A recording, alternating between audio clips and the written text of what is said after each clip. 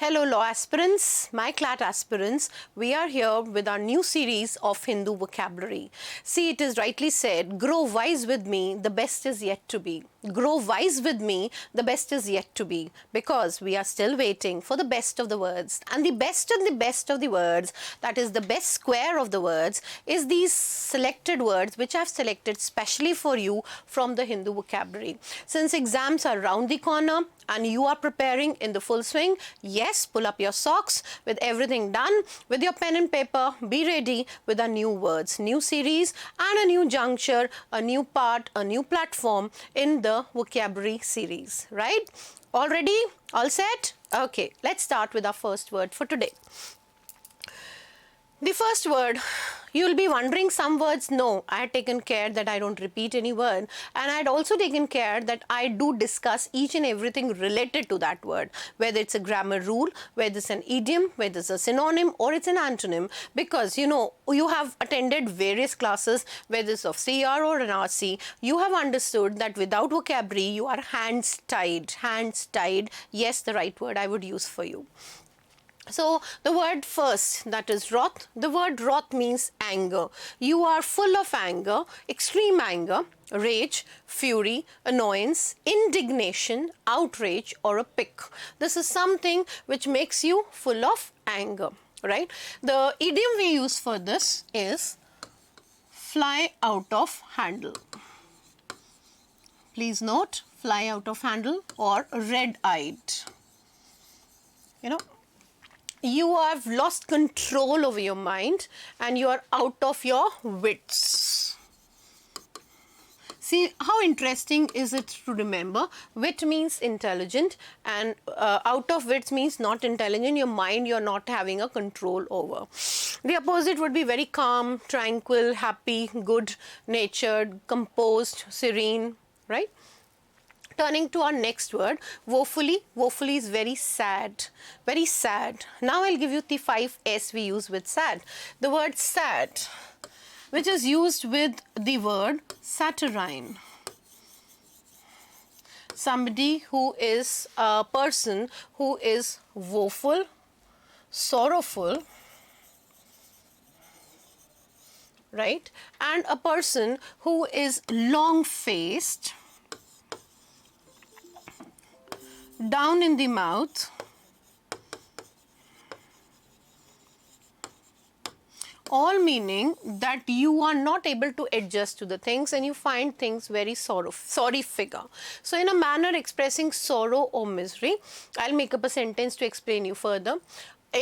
Agonizingly, bitterly, dolefully, dolorously, grievously, or something which is very hard to digest, right? The opposite would be very blissful, very glad, very happy. You're in a joyous, in a fiesta mood. You've heard this word, the brand name of the car? Fiesta. You're in a very happy and a larky mood. See, the word lark is associated with the skylark, the bird which flies high and sings melodiously. So the word larky. Turning to next word, wheat. Please note the preposition with this specially to be noted. I just erase this part, then I proceed further.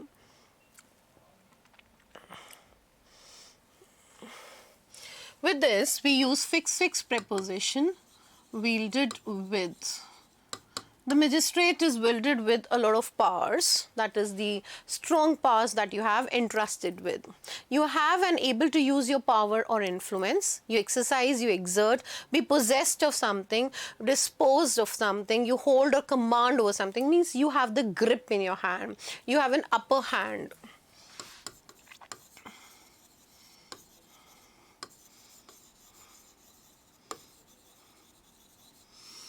Right, and naturally you have no control, something is in chaos, in total confusion or in commotion, we have the word opposite to it.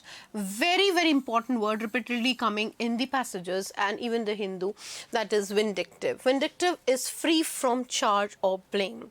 That means, see the root that works so interestingly. AB means, yes, move away. So absolve means move away from the charge that is put on you. You are guilt free, you know. Guilt and I've added the word free, so guilt free. You are free from charge or blame. Then we have the word acquit. AC is sharp, so you're sharp enough to acquit from things, acquitted. You are exculpate, X is out, culp is crime. So out of crime, so easy to remember. See the words. You are exonerated, exculpate. You are a person who was the blame was put, but you are free from that charge or blame of yours. So, action of clearing someone of the blame, absolve, acquit, clear, exculpate, exonerate, no charge on you. That is guilt free. Vindication, suppose it would be accusation, blamed. The preposition we take fixed with accused is the preposition, yeah, I hope you've noted it down, very good. That is accused of, please note. I am moving on with the grammar section along with it. Accused of, it's a fixed preposition, you're guilty of something. And censure, charge, complain, condemn or imputation. Imputation is any kind of a blame or an allegation that is put on you, you know, the allegation word.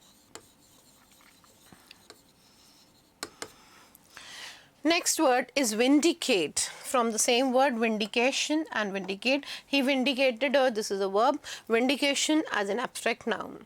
Clear someone of the blame or an acquit a person free from blame, declare innocent. The government has or the court has vindicated Salman Khan from the issue, that is absolved him from.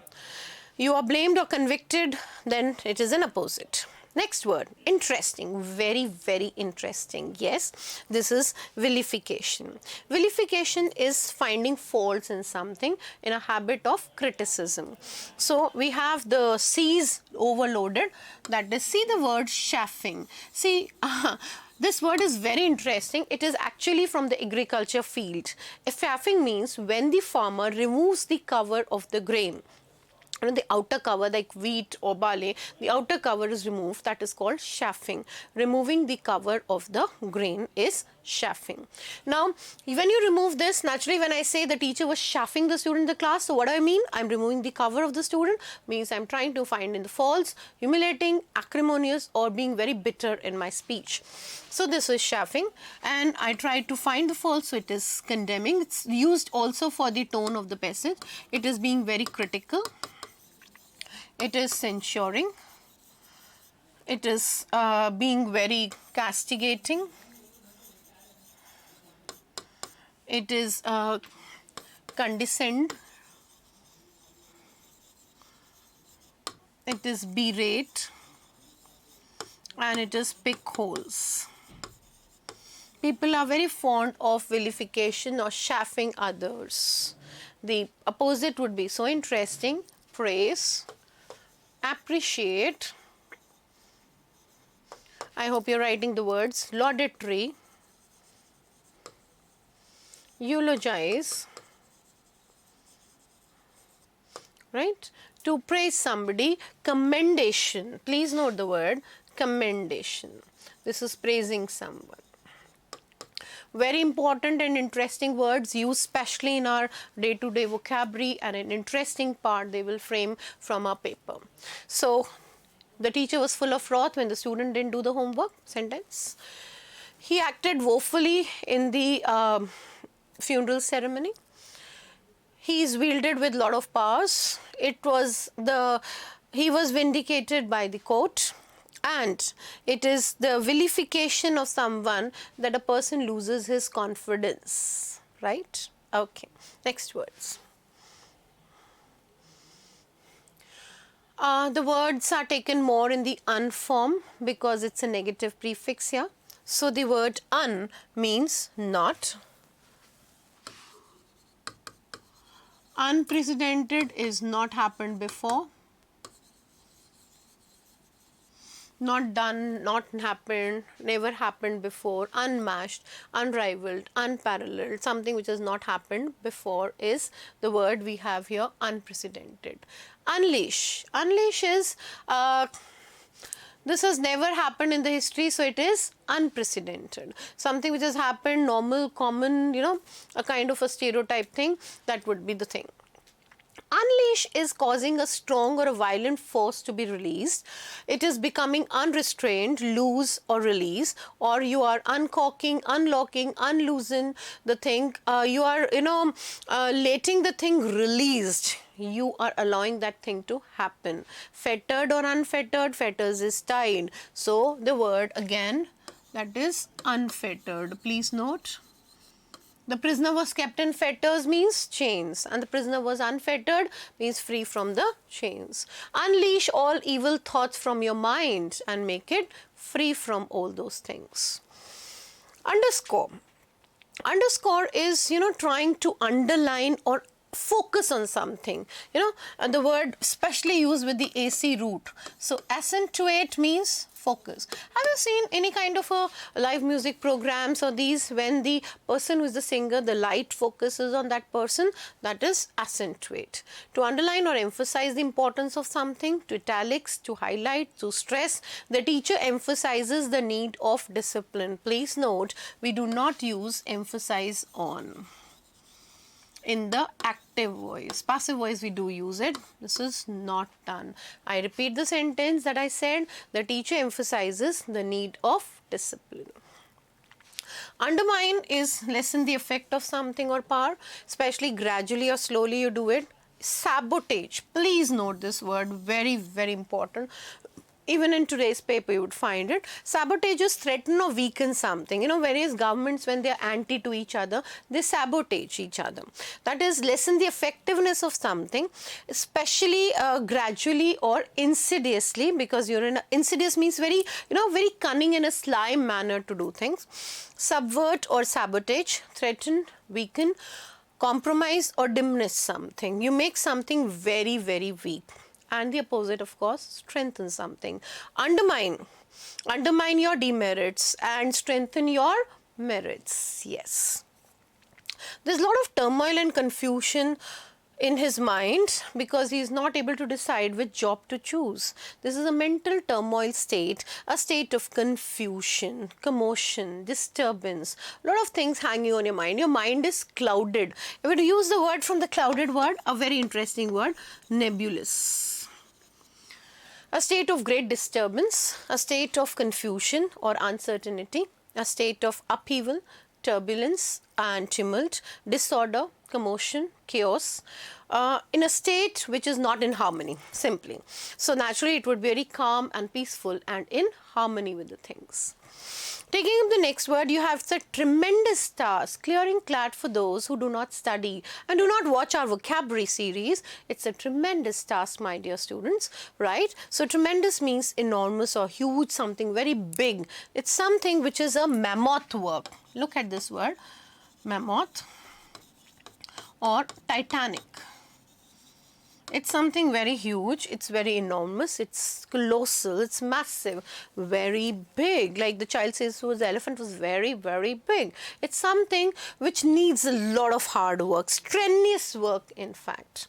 The opposite would be something which is tiny, small, slight, soft and punny.